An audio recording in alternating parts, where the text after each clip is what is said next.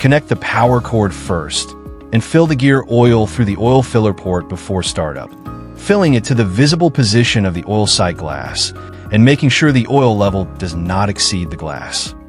Next, adjust the pellet mill press rollers, and the adjustment method is the same for 2, 3, or 4 roller models.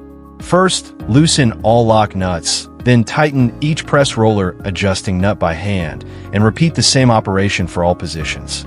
After manually tightening all nuts, confirm that the press rollers are in frictional contact with the grinding disc. Then use a wrench to tighten each nut by an additional half turn respectively.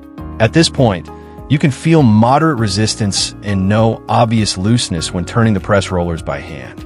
Then turn on the power and check if all press rollers rotate uniformly at the same speed simultaneously.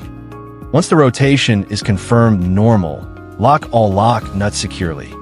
Keep the machine running next. Slowly add the grinding material into the feed hopper and check the discharging condition.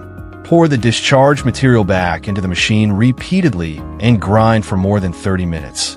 And then the machine is ready for normal use.